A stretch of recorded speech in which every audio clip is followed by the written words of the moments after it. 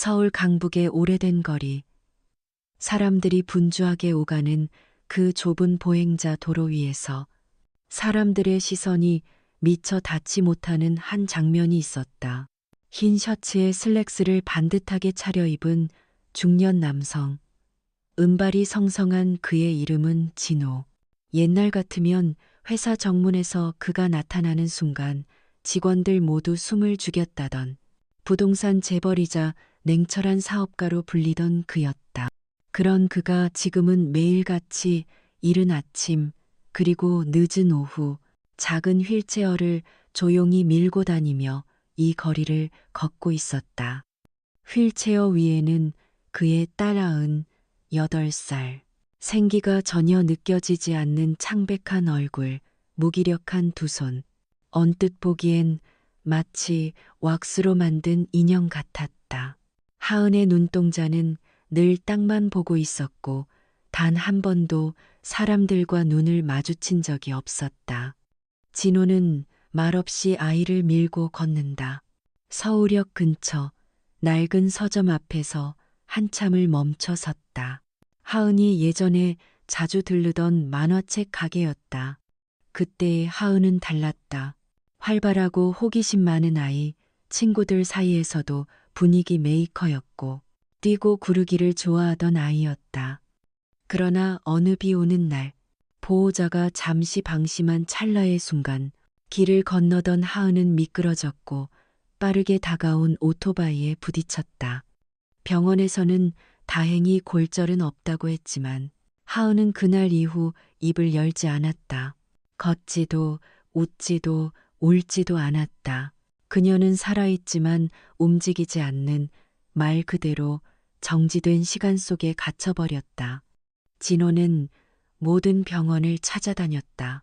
서울대병원, 삼성의료원, 일본, 심지어 독일까지.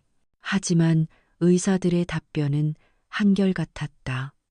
신체적 이상은 없습니다. 시민성 마비로 보입니다. 시간이 필요합니다.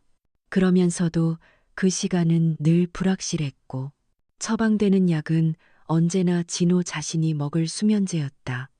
그날도 진호는 어김없이 하은과 함께 거리를 걷고 있었다. 햇볕이 따갑지도 바람이 시원하지도 않은 어중간한 날씨 속에서 길가에는 삶의 냄새가 섞여 있었다. 군고구마 냄새와 어묵 국물 향이 떠다니는 서울의 겨울거리. 어느 할머니는 휠체어를 밀고 가는 진호를 바라보며 옆 사람에게 말했다.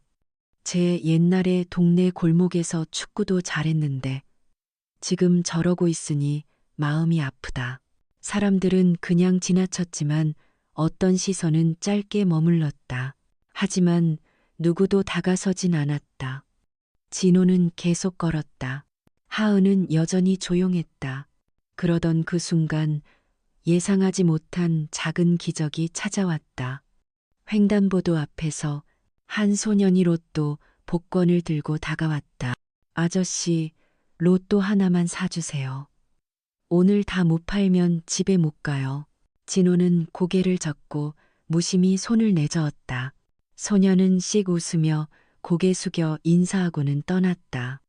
바로 그때 하은의 목이 살짝 움직였다. 그리고 마침내 1년 만에 처음으로 그녀가 입을 열었다. 아빠, 나 달리고 싶어. 진호는 그 자리에서 얼어붙었다. 하늘이 무너진 것 같았다. 그가 지켜온 모든 방어선이 무너지는 소리가 귀에 들리는 듯했다. 그녀의 말은 작았지만 그 말 한마디는 진호의 심장을 쥐고 흔들었다. 달리고 싶다. 진호는 그 자리에서 무릎을 꿇고 싶었다. 딸이 돌아오고 있었다. 그리고 그는 처음으로 무언가를 믿고 싶어졌다. 바로 그때 저편에서 맑고 맹랑한 목소리가 들려왔다. 아저씨, 저요, 저 하은이 다시 걷게 할 수 있어요. 진호는 고개를 돌렸다. 거리 구석 폐지 줍는 아이처럼 보이는 피부는 햇빛에 그을린 한 소녀가 손을 흔들고 있었다. 머리는 헝클어져 있었고 옷은 군데군데 찢어져 있었지만 그 눈빛만큼은 또렷했고 망설임이 없었다. 그 아이의 이름은 수미. 그리고 이 소녀가 바로 세상을 바꿀 첫 번째 문을 열게 될 열쇠였다. 진호는 그대로 멈춰섰다. 휠체어의 손잡이를 잡은 손이 살짝 떨렸다. 하은 역시 그 목소리에 반응하듯 천천히 고개를 돌렸다. 그녀의 눈동자가 몇 달 만에 처음으로 위를 바라봤다. 하늘도 아니고 나무도 아니고 자신들을 부른 그 소녀 수미를 바라보았다. 수미는 구석진 담벼락 옆에 서 있었다. 깨진 보도블럭 위에 놓인 재활용 수거 바구니, 그 위에 흐트러진 플라스틱 병과 찌그러진 캔들. 그 소녀는 다리 한쪽을 살짝 절뚝이며 다가왔다. 나이는 12살쯤 되어 보였지만 표정은 그보다 훨씬 나이를 먹은 사람처럼 단단했다. 하은이는 다시 걸을 수 있어요. 수미는 자신 있게 말했다. 그냥 아저씨가 믿지만 않아서 그런 거예요. 안 믿으니까 안 보이는 거예요. 진호는 무의식적으로 고개를 저었다. 이해할 수 없었다. 그 아이가 뭘 안다고, 뭘 믿으라고. 그는 고개를 돌리고 휠체어를 밀었다. 근처 공원 안쪽으로 빠지는 좁은 길로 방향을 틀었다. 도시 소음은 점점 멀어지고 나무 사이로 잔잔한 햇살이 들이우는 곳으로. 그러나 수미의 목소리는 다시 따라왔다. 도망가지 마세요. 딸이 움직였잖아요. 그 한마디에 진호는 발걸음을 멈췄다. 그렇다. 방금 전 분명히 하은이 입을 열었다. 딸이 돌아오려는 몸짓을 보였고 그 순간 그 아이가 말했다. 진호는 마지못해 고개를 돌렸다. 수미는 멀찍이 서 있었지만 눈빛은 똑바로 그를 향해 있었다. 그때 공원 경비원이 다가왔다. 야, 여기서 뭐해? 이 구역은 거지들 들어오면 안 돼. 소리를 지르며 다가온 경비원은 수미의 팔을 잡고 밀쳐냈다. 수미는 바닥에 넘어졌다. 수레는 옆으로 쓰러지고 병과 캔이 사방으로 흩어졌다. 지켜보던 진호는 단 한 걸음도 다가가지 않았다. 수미는 울지도 않았고 반항하지도 않았다. 그저 조용히 병을 다시 주워 담았다. 그리고 그 모습을 바라보던 하은의 눈에 변화가 일어났다. 그 눈이 예전처럼 빛났다. 아빠, 그애 우리랑 같아. 하은이 속삭이듯 말했다. 진호는 혼란스러웠다. 딸이 지금 뭔가를 보고 있었다. 아니, 느끼고 있었다. 하은은 휠체어에서 상체를 앞으로 기울이며 수미를 바라봤다. 그 애도 걷지 못했다던데요. 그런데 지금 걸어요. 그 말 한마디가 진호의 가슴을 세게 때렸다. 하은은 걷는 희망을 보았다. 진호는 그 순간 이 낯선 아이가 단순한 거지가 아니라는 것을 처음으로 느꼈다. 그리고 그 아이가 말하는 믿음이라는 단어가 얼마나 오랜 시간 자신에게서 사라졌는지 자각하게 되었다. 그날 진호는 처음으로 수미에게 다가가 물었다. 어디로 가야 하지? 수미는 말없이 손을 들어 재개발이 한창이던 골목 너머 아무도 가지 않는 좁은 골목길을 가리켰다. 그 길이 어디로 향하는지, 그 끝에 무엇이 있는지 아무도 몰랐다. 하지만 그 순간 진호는 휠체어를 돌려 딸과 함께 그 길로 향했다. 뒤에서 수미가 천천히 따라왔다. 태어나서 처음으로 누군가의 발걸음이 자신의 그림자를 따라 걸었다. 그들이 향한 골목은 서울의 낡은 동네 마포구 구석에 위치한 재개발 지구 근처의 뒷길이었다. 담벼락엔 오래된 전단지가 너덜너덜 붙어 있었고 길가엔 이름 모를 잡초가 바람결에 머리를 흔들고 있었다. 진호는 무의식적으로 발걸음을 늦췄다. 휠체어 바퀴는 골목의 자갈과 웅덩이에 걸리며 삐걱거렸다. 그는 몇 번이나 멈출까 고민했다. 이런 데서 대체 뭘 하겠다는 거지? 하지만 그의 옆에 앉은 하은의 눈은 처음 보는 곳인데도 마치 돌아온 곳처럼 편안해 보였다. 길 끝자락 담쟁이가 뒤덮은 허름한 초가집 하나가 조용히 서 있었다. 낡은 판잣집, 나무 문은 갈라졌고 창틀엔 먼지가 내려앉아 있었지만 그 안에서 피어나는 향은 어쩐지 따뜻했다. 약간의 트리목향, 그리고 고요한 시간의 냄새. 수미는 문 앞에서 멈췄다. 이 집이요, 할머니 집이었어요. 여기서 저는 처음으로 울었고 처음으로 말을 했어요. 아무도 못 고친다고 했지만 그분은 제 손을 잡아줬어요. 진호는 말없이 그 아이를 바라보았다. 수미는 집 안으로 들어가 작은 방 한가운데에 놓인 낡은 집매트 위에 조용히 앉았다. 그리고 구석에 놓여 있는 작은 대나무 피리를 가리켰다. 이게 할머니가 저를 위해 불어준 피리예요. 하루에 한 번씩 아무 말도 하지 않고 그냥 옆에서요. 진호는 믿을 수 없다는 듯 그 피리를 바라보았다. 그저 대나무 몇 개를 엮어 만든 단순한 피리. 하지만 그것이 수미의 마음을 열었고 몸을 움직이게 했다는 것이었다. 하은은 그 말을 듣고 조심스럽게 휠체어에서 상체를 숙였다. 손가락이 떨리면서도 피리를 가리켰다. 불어줄 수 있어요? 수미는 미소를 지었다. 그리고 조심스럽게 피리를 들어 입에 댔다.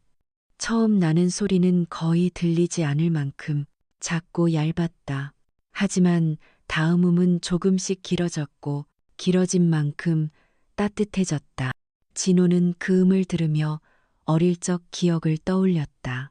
지금은 돌아가신 어머니가 그를 안고 자장가를 부르던 밤, 겨울이면 아랫목에 앉아 감자를 구워주던 손, 그가 잊고 살았던 기억들이 하나둘 떠올랐다. 하은은 조용히 눈을 감았다. 피리 소리에 맞춰 그녀의 손끝이 가늘게 떨렸다. 그리고 거의 보이지 않을 만큼 아주 미세하게 하은의 오른발이 살짝, 아주 살짝 움직였다. 진호는 그걸 봤다. 그 순간 그는 숨을 삼켰다. 숨을 내쉬지도 말을 하기도 어려웠다. 그는 의자에 주저앉아 머리를 감쌌다. 어떻게, 이게, 어떻게. 수미는 말하지 않았다. 그저 연주를 이어갔다. 한음, 한음. 바로 그 집 한가운데서 어느 누구도 기대하지 않았던 변화가 조용히 시작되고 있었다. 피리 소리는 바람결을 타고 낡은 지붕을 넘어 퍼져나갔다. 골목 어귀에서 지나가던 고양이 한 마리가 귀를 세우고 멈췄고 담벼락에 기대어 있던 진호는 여전히 손으로 입을 가린 채 떨리는 눈으로 딸을 바라보고 있었다. 하은의 발가락이 또 한 번 움직였다. 이번에는 조금 더 명확하게 수미가 피리를 불던 박자에 맞춰 마치 리듬을 타듯 아주 천천히 그러나 분명하게. 그 움직임은 세상의 어떤 말보다 진호의 마음을 흔들었다. 그는 어느새 손을 휘청 내리며 중얼거렸다. 이게 가능한 일이었나? 왜 아무도 말해주지 않았을까? 그 목소리에는 후회와 놀라움, 그리고 벅찬 감정이 뒤섞여 있었다. 그건 아저씨가 질문을 멈췄기 때문이에요. 수미가 말했다. 왜 걷지 못하냐고만 묻고 어떻게 다시 걸을 수 있느냐는 물음은 아저씨가 하지 않았어요. 진호는 아무 말도 하지 못했다. 그 말은 칼날처럼 그의 마음을 찔렀다. 그동안 그는 딸의 병을 문제로만 여겼고 해결책을 기술에서만 찾으려 했었다. 하지만 지금 이곳에서 한 소녀가 피리를 불고 또 한 소녀가 그 음에 맞춰 깨어나고 있었다. 하은은 갑자기 고개를 들었다. 수미를 향해 그리고 아빠를 향해 작은 목소리로 말했다. 나 다시 걷고 싶어. 그 말은 더 이상 속삭임이 아니었다. 그것은 선언이었다. 진호는 숨을 내쉬었다. 그리고 처음으로 딸의 손을 잡았다. 좋아. 그럼 우리가 시작해보자. 수미는 고개를 끄덕였고 방 안은 조용했지만 마음속에는 환호성이 울리는 듯했다. 그날 저녁 진호는 한참을 그 집 마당에 앉아 있었다. 허름한 마루에 앉아 오래된 별빛을 올려다보았다. 수십 년 만에 처음 보는 별이었다. 하늘은 그날따라 더 가까웠고 어디선가 들려오는 피리 소리는 마치 오래된 자장가 같았다. 다음 날 아침 수미는 하은에게 작은 천 조각을 내밀었다. 그 위에는 흐릿한 실로 용서라는 한자가 수놓아져 있었다. 이건 할머니가 제게 처음 준 거예요. 저도 처음엔 아무 의미 없는 천조각이라 생각했어요. 하지만 그걸 무릎에 얹고 피리를 들으며 조금씩 다시 움직이기 시작했어요. 하은은 그 천을 받아 무릎 위에 얹었다. 그리고 마치 어떤 의식을 치르듯 조용히 눈을 감았다. 진호는 그 모습을 지켜보며 자신의 마음 한 구석에서 한 줄기 희망이 뿌리를 내리는 것을 느꼈다. 그날 이후 그는 매일같이 하은과 함께 그 집을 찾았다. 수미는 피리를 불고 하은은 천천히 그리고 서서히 움직임을 되찾아갔다. 진호는 자신도 모르게 매일 조금씩 달라졌다. 그는 더 이상 서두르지 않았고 묻지 않았다. 그저 듣기 시작했다. 며칠 후 하은은 드디어 두 발로 선 채로 공터 한가운데 섰다. 그녀의 두 다리는 여전히 떨리고 있었지만 무릎이 부러질 것 같은 긴장감 속에서도 하은은 천천히 그러나 분명히 한 걸음을 내디뎠다. 진호는 숨을 멈춘 채 딸을 바라보았다. 수미는 멀찍이 서서 조용히 손에 든 피리를 쥐고 있었다. 그 피리는 이젠 불지 않아도 그 자체로 하은에게 희망의 상징이 되어 있었다. 한 걸음, 또 한 걸음, 하은은 입을 다문 채 중얼이듯 움직였다. 그리고 마침내 세 번째 걸음을 떼던 순간 그녀는 휘청이며 넘어졌다. 진호가 본능적으로 뛰어들려던 그때 수미가 손을 내밀어 그를 멈췄다. 넘어지는 것도 배워야 해요. 이제는 일어나는 법을 아는 게 더 중요하니까요. 진호는 주먹을 불끈 쥐었다가 놓았다. 그의 가슴 속에서 무언가 무너지고 있었다. 내가 보호해야 한다는 본능이, 딸은 약하다는 전제가. 하은은 땅에 엎드린 채 몇 초를 멈췄고 그러다 천천히 팔을 뻗어 몸을 일으켰다. 등은 흙먼지로 더러워졌고 무릎에는 작은 상처가 났지만 그녀는 처음으로 스스로 일어섰다. 그날 이후 수미는 말했다. 이제 밖으로 나갈 준비가 됐어요. 진호는 망설였다. 사람들이 뭐라고 할지 모른다. 우릴 비웃을지도 몰라. 수미는 조용히 고개를 저었다. 웃게 하세요. 그리고 하은이는 걸으세요. 사람들의 시선은 하은이의 발을 멈추게 하지 않아요. 멈추는 건 믿지 않는 마음이에요. 며칠 뒤 세 사람은 함께 도심 속 시장거리로 향했다. 진호는 예전 같았으면 절대 가고 싶지 않았던 곳. 너무 시끄럽고 너무 냄새가 많고 너무 많은 시선이 있는 곳. 그러나 그날의 시장은 달랐다. 하은은 흰색 재킷을 입고 머리를 단정하게 묶은 채 왼손으로는 천천히 수미의 옷자락을 잡고 있었다. 그 모습은 너무도 평범했지만 진호에겐 기적 같았다. 그들은 시장 한복판으로 걸어 들어갔다. 사람들이 속삭이기 시작했다. 저 사람 아니야. 그 부동산 사장? 딸이 마비됐다고 소문났던데. 지금 걷고 있네? 옆에 있는 애는 뭐야? 행색이. 시선은 따가웠고 한 중년 남성은 스마트폰을 꺼내 들었다. 그리고 대놓고 카메라를 향했다. 이거 뉴스감이네. 진짜 병을 고쳤다고? 하은은 그 소리에 움찔했고 손이 살짝 떨렸다. 바로 그때 진호가 그 남자 앞에 우뚝 서서 막아섰다. 그만하시죠. 이 아이는 걷는 법을 배웠고 나는 믿는 법을 배웠습니다. 당신이 뭐라 해도 오늘은 우리 둘 다 걸어가고 있는 중입니다. 사람들은 조용해졌다. 그 누구도 박수치지 않았고 누구도 응원하지 않았지만 어색한 침묵 속에서 하은은 또 한 걸음을 내딛었다. 그 걸음은 이전보다 더 분명했다. 이젠 누구의 도움이 아니라 스스로의 의지로 내딛는 걸음이었다. 수미는 아무 말 없이 뒤를 따랐다. 그녀는 말보다 믿음이 더 강한 아이였다. 사람들의 시선, 수군거림, 비아냥, 그 모든 걸 등에 지고도 당당히 앞으로 나아가는 법을 이미 알고 있었다.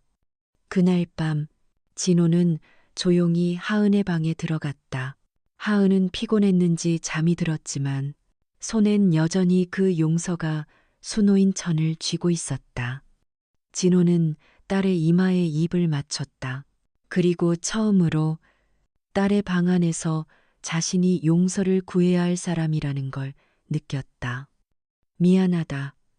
그리고 고맙다. 너는 날 살렸다, 하은아. 그 말에 하은이 잠결에 중얼였다. 아빠, 나 꿈꿨어. 내가 달리고 있었어. 그런데 거기 수미도 있었어. 진호는 잠시 눈을 감았다. 그리고 마음속에서 어떤 큰 문이 조용히 열리는 소리를 들었다. 그날 아침 서울은 이례적으로 조용했다.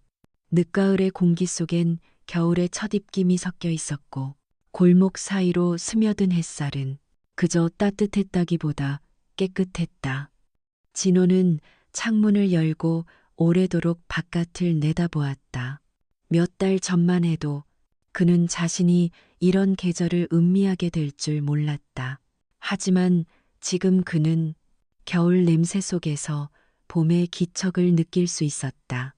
하은은 이미 깨어 있었고 거실 한가운데 작은 러그 위에 서서 스트레칭을 하고 있었다.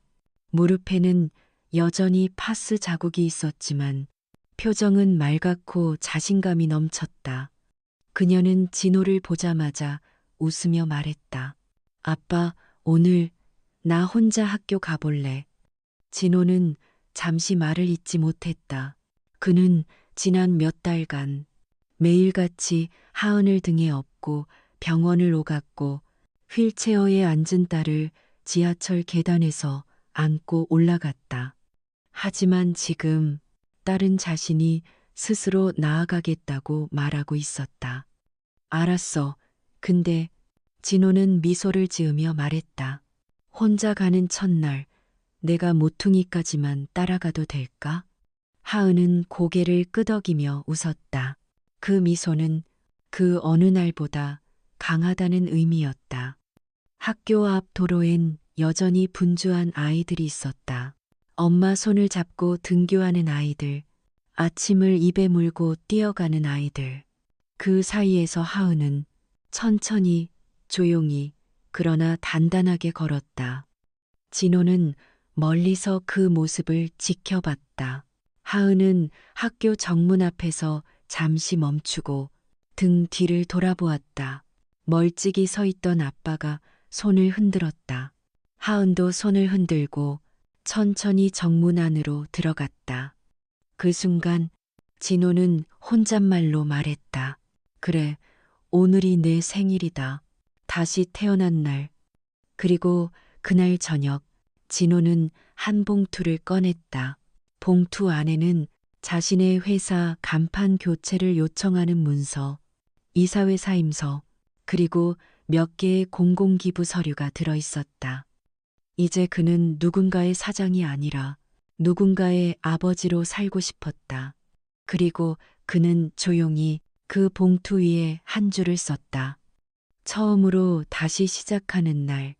밤이 되자 하은은 학교에서 돌아와 아빠 품에 안겨 말했다. 수미는 오늘도 골목에서 피리 불었대요. 근데 누군가가 앉아서 계속 울었대요. 말은 한마디도 안 했지만 그냥 곁에 있었대요. 진호는 고개를 끄덕였다. 그리고 속으로 중얼거렸다. 그 아이는 계속 그렇게 누군가를 지키겠지. 세상이 보지 못하는 자리에서. 그날 밤 진호는 하은과 나란히 누웠다. 그리고 오래된 이불을 당겨주며 말했다. 잘 자, 다시 태어난 내 딸. 하은은 작게 속삭였다. 아빠도 다시 태어난 거 알아요. 그리고 둘은 아무 말 없이 손을 꼭 잡았다. 두 개의 심장이 똑같은 박자로 뛰고 있었다. 몇 달 후, 겨울이 지나고 봄이 오자 서울의 오래된 동네 골목엔 다시 연두빛이 돌아오기 시작했다. 담벼락 아래 고개 내민 민들레, 금이 간 보도 사이로 피어나는 작은 풀꽃들, 그 모든 것이 기적 같았다. 그리고 그 골목 안의 작은 집에도 변화가 생겼다. 집 앞엔 이제 작은 손팻말이 걸려 있었다. 누구든 앉아도 됩니다. 음악이 들릴 때까지 그냥 있어 주세요. 그 집은 더 이상 버려진 곳이 아니었다. 어느 날부턴가 사람들이 한둘씩 찾아오기 시작했다. 말을 잃은 아이, 학교를 그만둔 청소년, 실직한 가장, 마음을 다친 이들. 그들은 묻지 않고 도와달라고도 하지 않았다. 그저 그 골목 어귀에 앉았다가 어디선가 들려오는 피리 소리를 따라 그 집 안으로 들어왔다. 거기엔 여전히 수미가 있었다. 수미는 달라진 게 거의 없었다. 여전히 낡은 옷다. 여전히 묵직한 눈빛. 여전히 말이 많지 않은 성격. 하지만 달라진 게 있었다면 이제 그 옆에 누군가가 있었다는 것. 하은이었다. 하은은 방학마다 그 집으로 찾아왔다. 그리고 수미와 함께 처음 오는 사람들에게 조용히 따뜻한 물을 건넸다. 누구도 왜 왔냐고 묻지 않고 그저 그 사람이 돌아보지 않을 때 무릎 위에 작은 천 하나를 살며시 얹어주곤 했다. 거기엔 늘 한 단어가 적혀 있었다. 믿음, 혹은 용서, 혹은 기다림. 말은 하지 않지만 그 단어들은 어떤 약보다 오래 남았다. 어느 날 진호는 회사 일로 지방 출장을 갔다가 서울로 돌아오는 길에 우연히 그 골목을 지나게 되었다. 그는 차를 세우고 조용히 안쪽으로 걸어 들어갔다. 거기엔 익숙한 담쟁이 그리고 여전히 그 모습을 간직한 작은 집이 있었다. 그 앞에서 그는 조용히 서 있는 어떤 남자아이를 보았다. 10살쯤 된 아이는 어깨를 떨고 있었고 양손에 무언가를 꼭 쥐고 있었다. 진호는 말없이 아이 옆에 섰다. 한참을 그렇게 있다가 아이에게 조용히 말했다. 여기선 그냥 기다려도 돼. 누가 다가오지 않아도 언젠간 누군가 옆에 앉을 거야. 아이의 눈이 커졌다. 하지만 그는 아무 말도 하지 않았다. 그저 고개를 작게 끄덕였다. 그리고 그 순간 어디선가 아주 약한 피리 소리가 들렸다. 멀리서 바람을 타고 오는 듯한 익숙하고 부드러운 음색. 진호는 웃었다. 그는 더 이상 기적이라는 단어를 믿지 않았다. 하지만 사람은 믿게 되었다. 그날 밤 하은은 일기장에 이렇게 적었다. 수미 언니는 말하지 않아도 옆에 있어주는 사람이다. 나도 그런 사람이 되고 싶다. 피리를 불 줄은 모르지만 누군가의 손을 잡아줄 수는 있으니까. 그리고 그 아래 작게 붙여진 쪽지가 있었다. 누구도 잊히지 않는다면 누구도 완전히 사라지지 않아요. 그렇게 서울의 어느 오래된 골목 안 조용한 기적은 계속 피어나고 있었다. 그리고 언젠가 그 피리 소리에 이끌려 또 다른 누군가가 걸어 들어올 것이다. 말없이 묻지 않고 그저 앉기 위해. 이 이야기를 다 보고 나니 가슴 깊은 곳이 따뜻하게 젖어드는 느낌이에요. 단순히 한 아이가 걷게 되었다는 기적을 말하는 것이 아니라 누구도 알지 못했던 상처와 침묵 속에 있었던 믿음, 용서, 그리고 사랑이 어떻게 사람을 다시 일으키는지를 보여주는 감동적인 여정이었습니다. 특히 마음을 닫았던 아버지가 점점 딸의 손을 다시 잡게 되고 세상에서 외면받던 한 소녀가 누군가의 희망이 되어주는 그 변화는 단순한 드라마가 아니라 우리 삶 어딘가에 있을 법한 진짜 이야기처럼 느껴졌어요.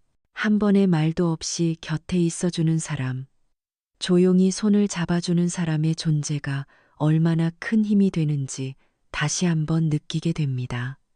이 이야기가 마음에 닿았다면, 그리고 혹시 당신도 언젠가 수미 혹은 하은 혹은 진호였던 적이 있다면, 좋아요와 구독, 댓글 꼭 남겨주세요. 당신의 한 줄이 또 다른 누군가의 희망이 될 수 있으니까요. 그리고 이야기는 아직 끝나지 않았습니다. 2부가 곧 찾아옵니다. 그 속에서 또 어떤 만남이, 어떤 기적이 기다리고 있을지 우리 함께 지켜봐요.